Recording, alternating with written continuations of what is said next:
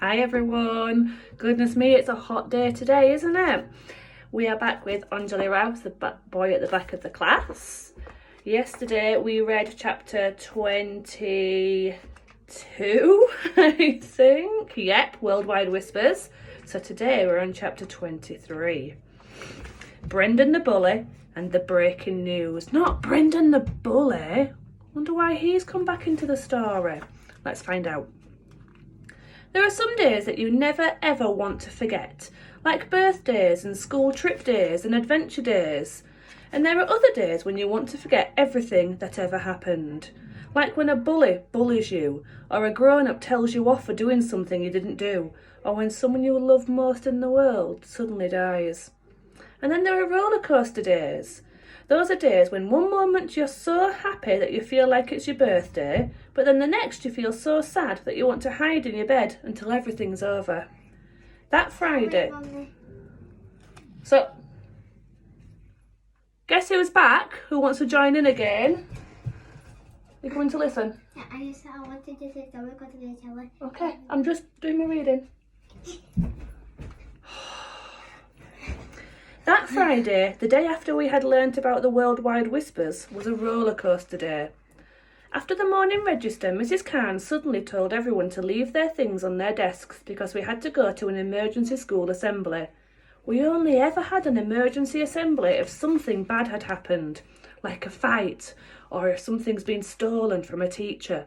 But Josie clapped her hands and asked, "Do you think they've found Amit's parents already?" That made my heart leap up and feel like it was flying. Maybe the emergency assembly was for that. So I looked over at Amit and gave him an excited wave. But the assembly wasn't for that at all. Mrs. Sanders only wanted to tell everyone to be on their best behaviour, even the teachers, because the reporters surrounding the school were clearly not going anywhere anytime soon, and had put the school firmly on the world's radar. Hearing this made everyone sit up straight, just in case there was a giant radar being beamed down from outer space to spy on us.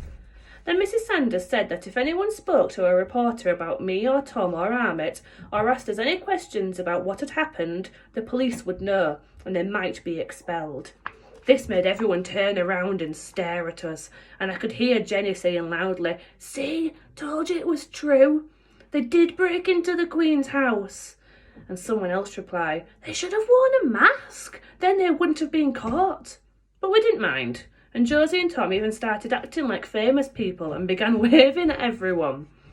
But as we were leaving the assembly hall, Brendan the Bully pushed past us and whispered, "Smelly refuge bag," at Amit, and Chris and Liam punched their fists into their hands, which meant they were going to beat us up.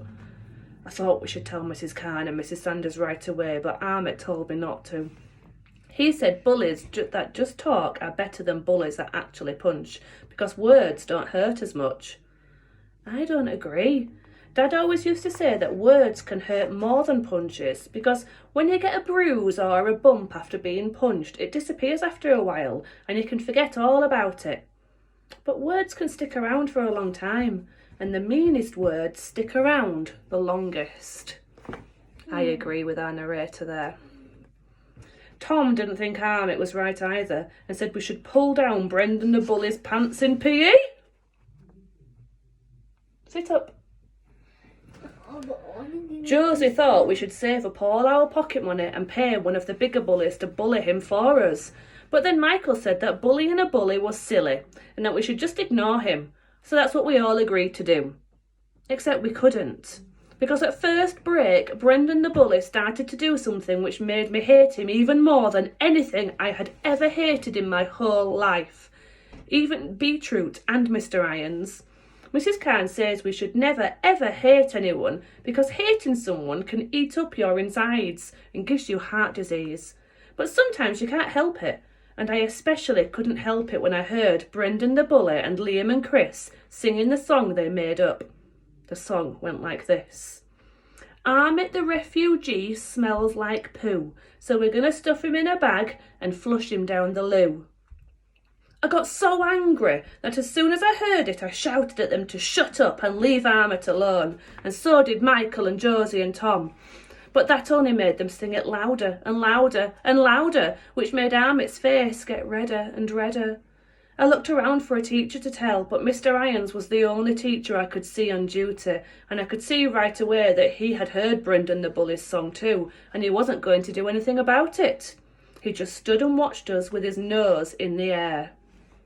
I think he should be sacked as a teacher. He's awful.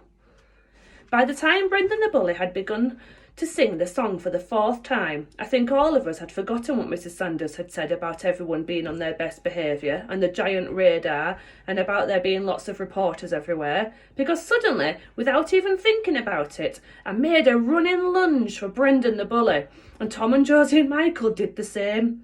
We all crashed into each other and, falling to the floor, began punching and kicking Brendan the Bully and Liam and Chris just as hard as we could. I think I must have been punched and kicked back too, but I was so angry I couldn't feel anything. Amit stood frozen to floor and watched us, not knowing what to do. But after a few seconds he roared and, jumping on top of Brendan the Bully, began to hit him as hard as he could too.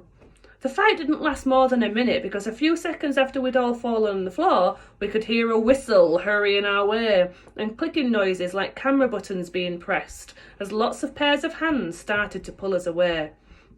We were marched into school and up the stairs, and the next thing I knew, we were all standing in Mrs. Sanders' office being stared at angrily, but not only Mrs. Sanders, but Mrs. Khan and Miss Hemsey too.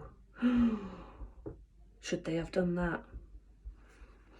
I couldn't really hear what they were saying because my ears had become so hot, but I think I heard the words ashamed, never in the history of school, and parents being said. We all got a detention for fighting, even Amit. But it wasn't all bad. When my ears had cooled down, Josie told me that when Mrs. Sanders had heard Brendan the Bully's song, she'd given him and Liam and Chris 2 weeks detention and said she would be calling their parents too.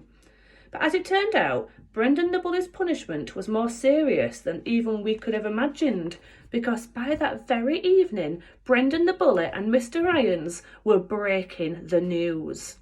On every single channel and in all the weekend papers, headlines like "Video of Bully attacking refugee boy sparks outrage."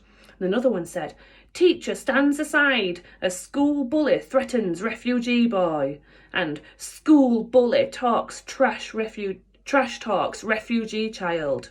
Well, they were everywhere, so that by Monday morning the school was surrounded by even more cameras and reporters and vans with satellite dishes on their roofs than before. Brendan the Bully and Liam and Chris didn't come into school for 3 whole days after they had broken the news. And when they did, their parents came with them and made them apologise to Amit in front of everyone in morning assembly. They still had to do detention every day for 2 weeks too. It made everyone glad that they'd been caught by the news people.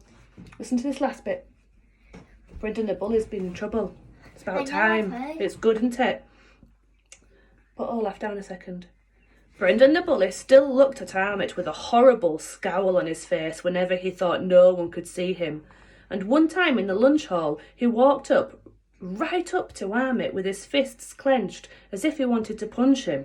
But instead of being scared, Amit just looked at him with his lion eyes and grinned. Do your grin. After that, Brendan the Bully never went near Amit again. And just when we thought things couldn't get any better that week, Mr. Irons and his whistling nose disappeared too and were never heard of ever again. Boring Miss Stevens had to take over his class, which probably made them just as miserable as they had been before, but no one really cared about that because now everyone was free to scream and laugh and shout as much as they wanted to at break times. So we did, except we all screamed and laughed and shouted louder and longer and harder than we ever had done before. Because when you're playing with your friends and you don't have any bullies to worry about anymore, that's exactly what you should be doing. At last, Mr. Irons has gone. Brendan the Bully no longer annoying them. Ole, ole, ole, ole. Let's see what happens next.